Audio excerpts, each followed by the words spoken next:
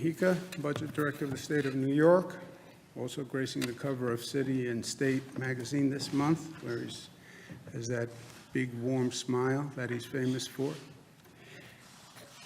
Today is day 95 of the situation dealing with the coronavirus pandemic, and it is day 10 of the situation dealing with the civil unrest after the murder of Mr. Floyd that we all saw on TV. The president held up the Bible the other day in Washington, D.C. Here in New York, we actually read the Bible, and there are some passages that I think are especially appropriate for today and this time of where we are. Blessed are the peacemakers, for they will be called children of God. Matthew 5. If a house be divided against itself, that house cannot stand. That was Mark 3, actually, before Abraham Lincoln. Turn away from evil and do good. Search for peace and work to maintain it. Psalms 34. The seed whose fruit is righteousness is sown in peace by those who make peace. I think those words are all appropriate for where we are today. It's another quote that I think is applicable to where we are today. You can't use the military as a political weapon. Do you remember who said that? I said that. There's another quote. The option to use active duty forces in law enforcement, use forces in a law enforcement role, should only be used as a matter of last resort, and only in the most urgent and dire of situations. We are not in one of those situations now. I do not support invoking the Insurrection Act. Do you know who said that? Secretary of Defense Mark Esper, appointed by President Trump. You can't set fire to the house and then claim you are the one trying to put out the flames. Do you know who said that?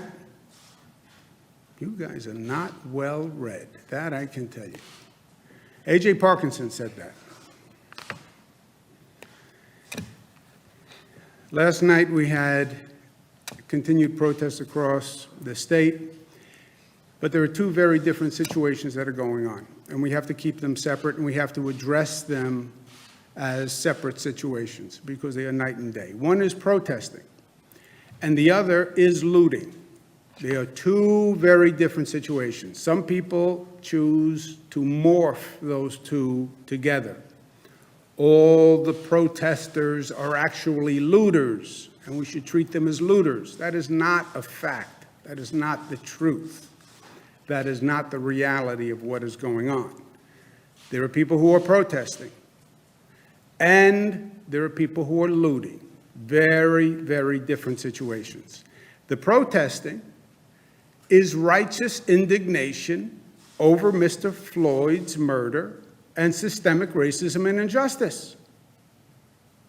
And you listen to their point, I think they're right.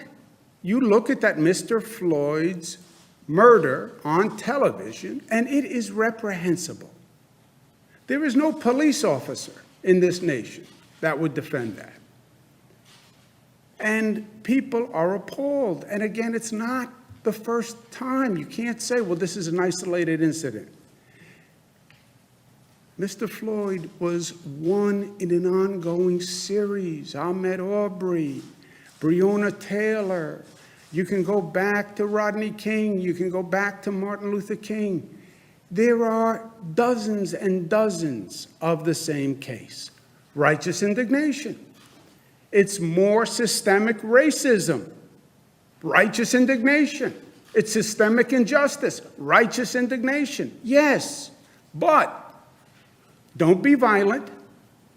Because when you are violent, you lose the righteous indignation. When you are violent, you play to the critics who want to say, oh, they're all violent looters, they're all a criminal element. And that actually defeats the righteousness of the message. Mr. Floyd was nonviolent. He was nonviolent against the police. The crime that they were possibly investigating was a nonviolent crime. Violence actually demeans the situation and loses the righteous indignation.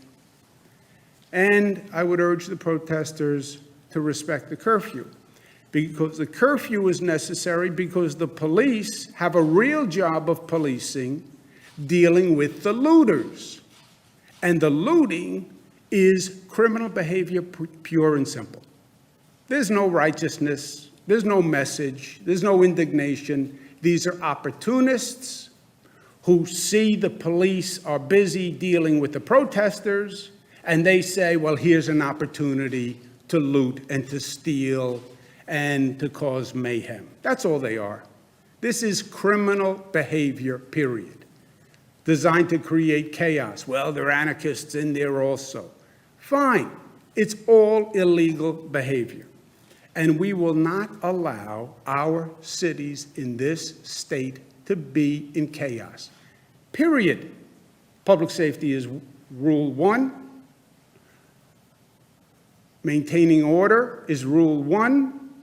It's not going to happen in the state of New York. We're not going to allow the looting that we've seen on videotapes, the chaos that we've seen. Period. The police must be empowered to keep order, stop the looting, and stop the criminal activity.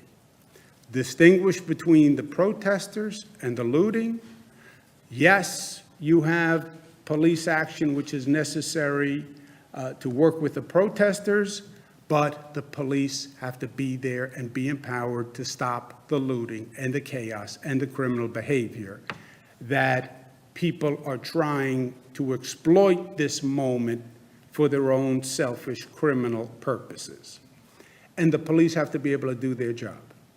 And the police have to be supported in being able to do their job. I've sent New York State Police to cities to deal with these protests. They have to have the right numbers. They have to be empowered to do their job. And we've had protests again last night all across the state.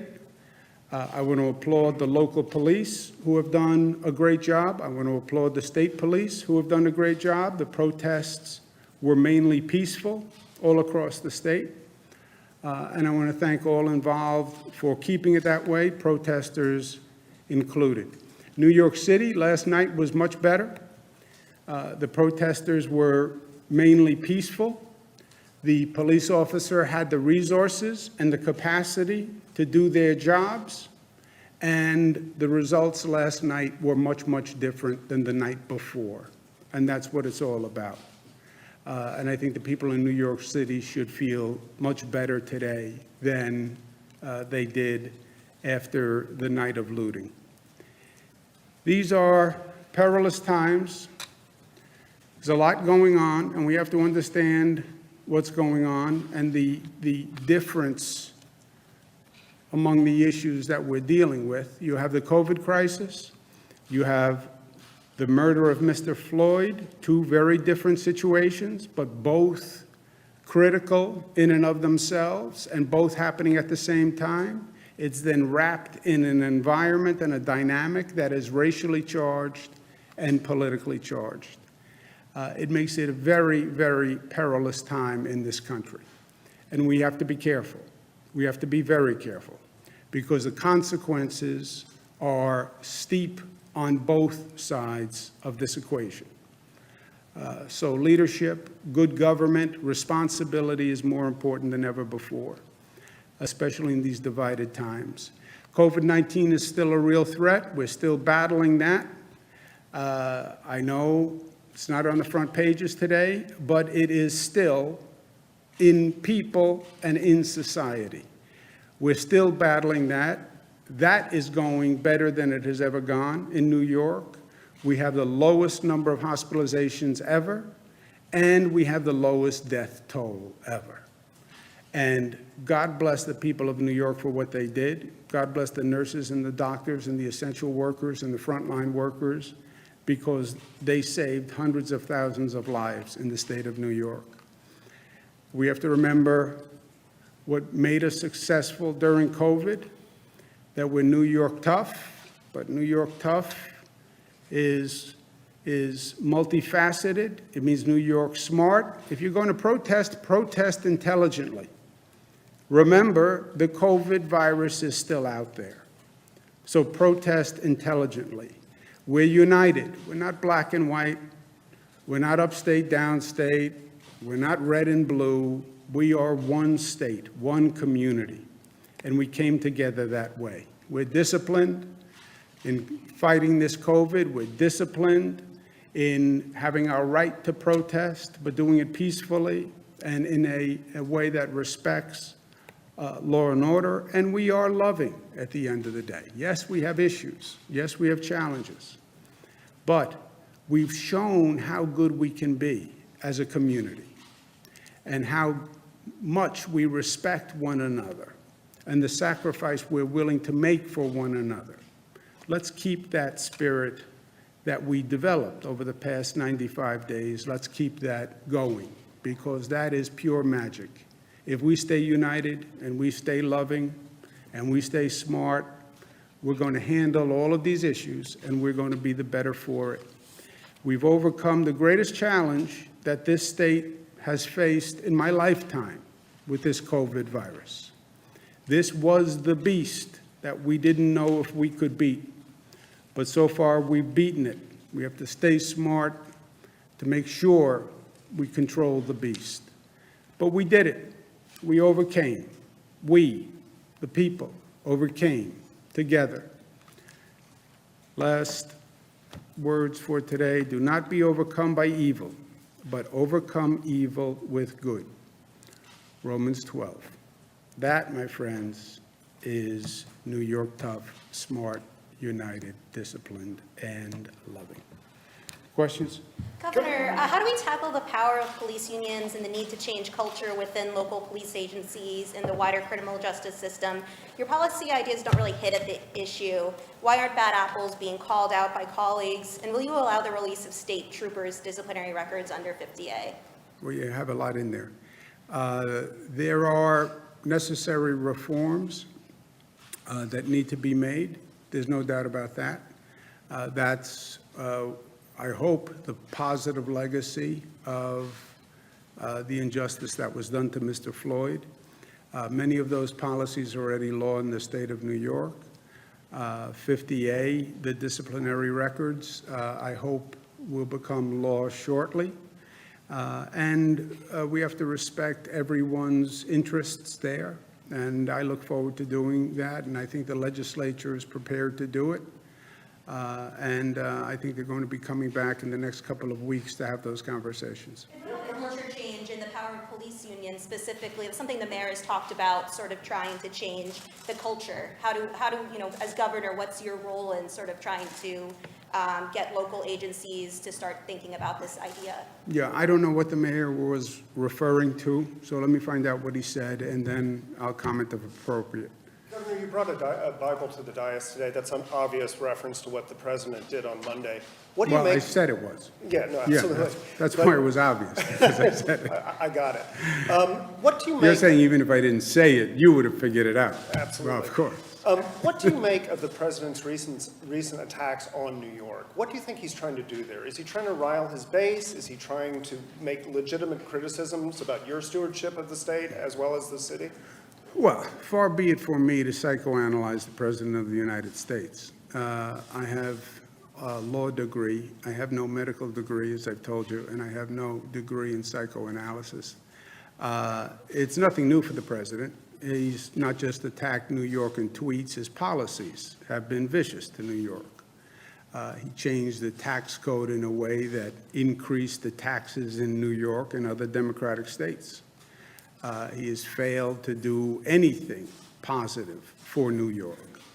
He's gone out of his way to be negative to New York. Now, why? You know, is it politics? Who knows? That's for someone else to answer. But the negativity, forget the tweets. You know, who cares about the tweets? It's what he's done to the people of the state that bothers me. What he did with SALT, refusing to fund urgent transportation projects that hurt the entire Northeast, like the Hudson Tunnels, stopping the Second Avenue subway. I mean, all these egregious acts, kicking us out of the Trusted Traveler program with the DHS, Department of Homeland Security, just this punitive policy because they don't like that we won't give them the driver's licenses for undocumented people. So they punish us with the Trusted Traveler program. I mean, there's a whole, from day one in his administration, you have seen negative, hostile government acts. And then, by the way, the most recent refusal to fund state governments, which is negative to New York, but it's also negative all across the board. But you did praise some of his Corona action. Right? Yes, there have been good things, helping us with Javits and with the Army Corps of Engineers and the additional beds. That was very helpful. And look, I said from day one, I'm not playing politics with the president. When he does the right thing by New York, I say he did the right thing by New York. Well, Democrats don't like me to say that. It's the truth. When he does a bad thing for New York, I say he did a bad thing. And it's good and it's bad. I think I was in the White House last week. We had a meeting. But have you spoken to him this week at all? No. I'm sorry. Duty troops from Fort Jerome were sent to D.C. to help out law enforcement there. Do you have a comment on that, and how do you feel about that? Well, yeah, I don't think you should use active military for political purposes.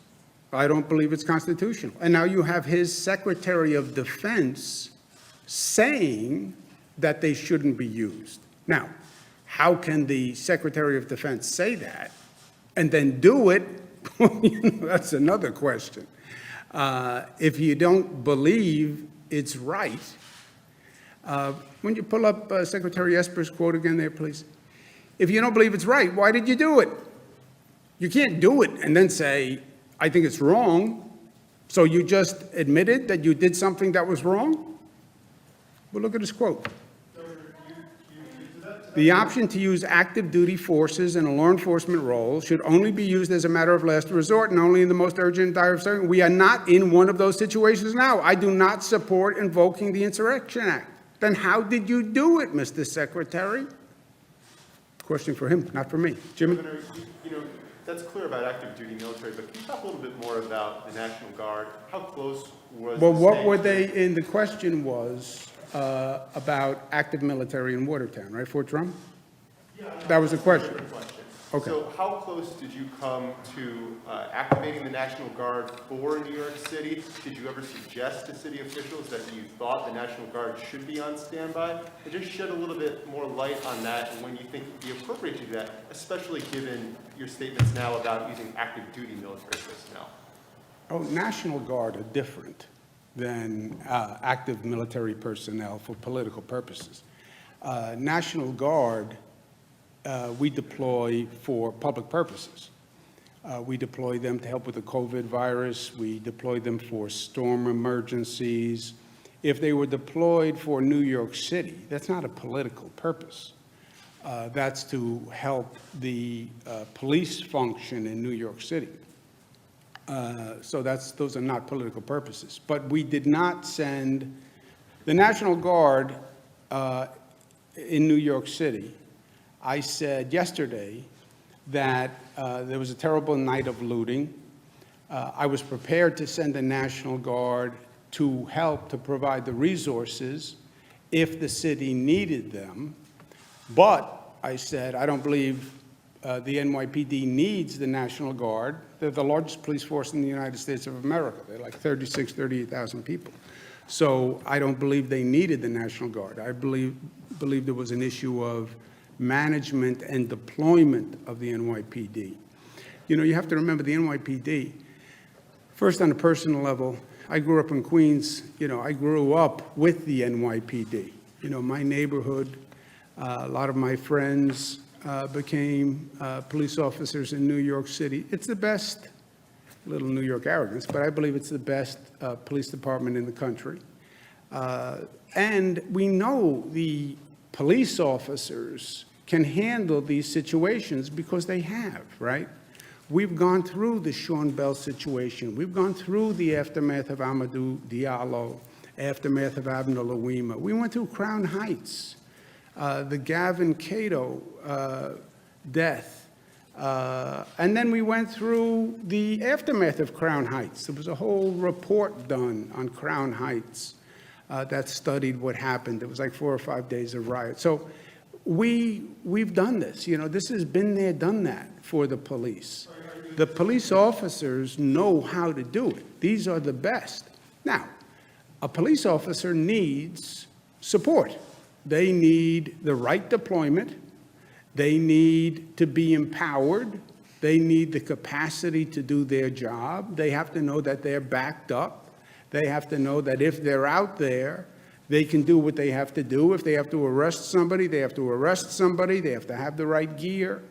So they have to get the support that they need. But they're it's not about the NYPD. And by the way, one other point. Forget everything else. It's about getting results, right? I'm here to get things done and make life better for people. We got results. Last night was a much, much better night than the night before. So it worked. We got results. Let's just remember what we did last night, and let's keep that going. Governor, the Webster County executive is urging businesses there to ignore the phases and just